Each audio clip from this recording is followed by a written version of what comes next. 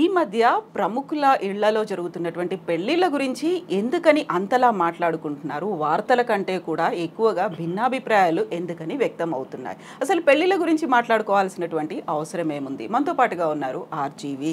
Hello sir. Hi. So ఎందుకని ఇంత తీవ్రంగా అంబానీ పెళ్లి వాళ్ళ ఇంట్లో జరుగుతోంది? దాని గురించి అంతలా మాట్లాడుకోవడం మంత్స్ టుగెదర్ జరిగిందనా, లేకుంటే ఒక రిచ్ ఫ్యామిలీ అనా? అది ఆబ్వియస్. అంటే ఒక పాయింట్ ఏంటంటే, మనకు అసలు ఊహించని విధంగా పెళ్ళిళ్ళు అంటేనే ఖర్చుతో కూడిన వ్యవహారం. ఎంత చిన్న పేదవాడైనా మ్యాక్సిమం వాళ్ళు ఖర్చు పెట్టేది పెళ్ళిలోనే ఖర్చు పెడతారు.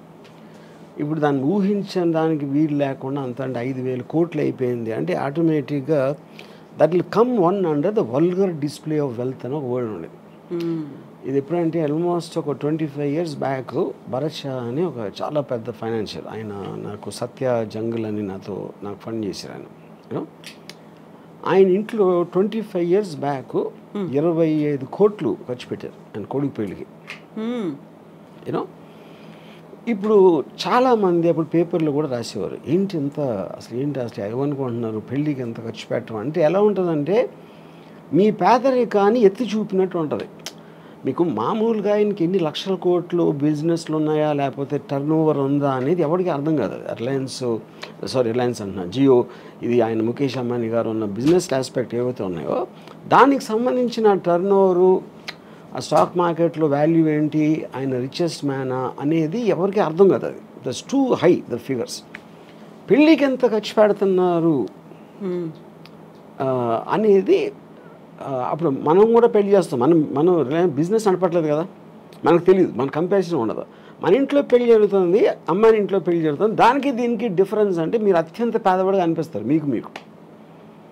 ఎందుకంటే కంపారిజన్ ఆస్పెక్ట్లో అది more than anything else. So నేను చూసిన అంటే భరత్ షా కొడుకు పెళ్ళి ఒకటి, దాని తర్వాత ఒక 10 years, దాని తర్వాత సుబ్రతో రాయ్ సారా ఇంట్లో పెళ్ళింది.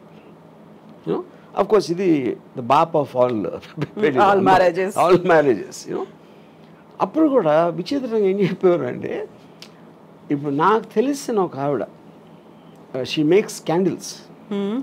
సో సారాషి పెళ్ళి విషయంలో 3 కోట్లు తన ఒక్క బిల్లు వచ్చింది. క్యాండిల్స్ కూడా తను ఒక్కదే చేయాల, చాలామంది చేశారు. అంటే అది 7-8 రోజులు అలా అయింది పెళ్ళి. అది క్యాండిల్స్కి 3 కోట్లు అంటే అసలు మనకి ఎక్కడున్నాం మనం కూడా కాదు, ఎక్కడా లేవు. అది నా పాయింట్. సో ఇప్పుడు ఏంటంటే వల్గర్ డిస్ప్లే ఆఫ్ వెల్త్ అనేది ఆ టర్మ్ ఎప్పటి నుంచో ఉంది. It's not a new term.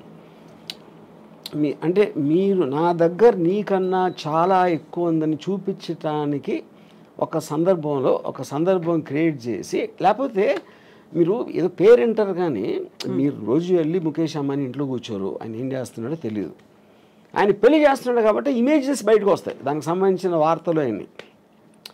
ఇప్పుడు కానీ దీంట్లో ఎవరికి అర్థం కాని ఏంటంటే, దీంట్లో ఒకవైపు నుంచి అన్ని కోట్లు ఖర్చు పెట్టి ఇంత పేద దేశంలో ఇంతమంది తినటానికి తిండి లేదు, ఇంతమందికి అసలు ఇల్లు లేదు ఉండటానికి, మెజారిటీ వాళ్ళు అలా ఉన్నప్పుడు పెళ్లి కోసం 5,000 కోట్లు ఖర్చు పెడతారా అనేది ఒకటి రావచ్చు.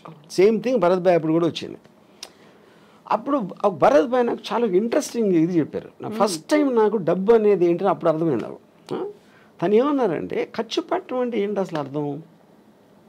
ఖర్చు పెట్టడం అంటే నా దగ్గర ఉన్న డబ్బు నా కొడుకు పెళ్లి సందర్భంగా ఆనందంతో నేను వేరే వాళ్ళకి ఇచ్చేస్తున్నా, అది దానం కిందకు వస్తుంది అన్నాడు.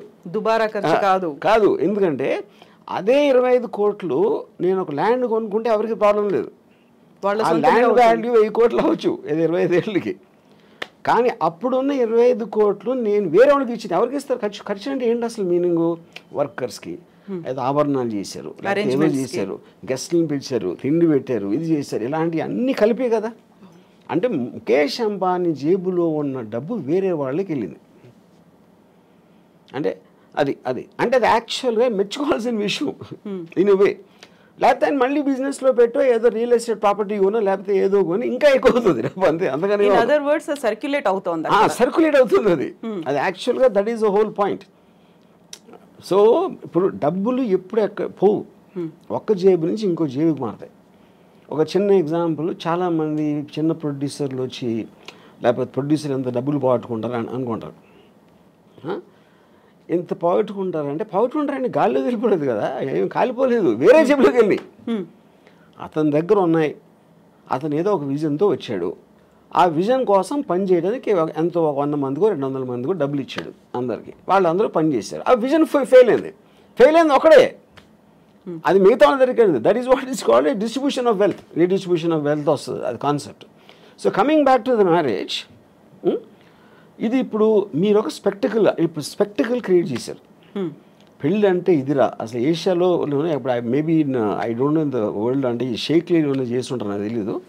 But this must be the most expensive marriage apart from ఈ కింగ్స్ క్వీన్స్ అలాంటి దగ్గర ఉందేమో నాకు తెలియదు. మోడర్న్ హిస్టరీలో this must be the most expensive.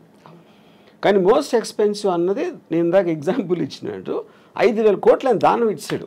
అది ఆయన చేసింది.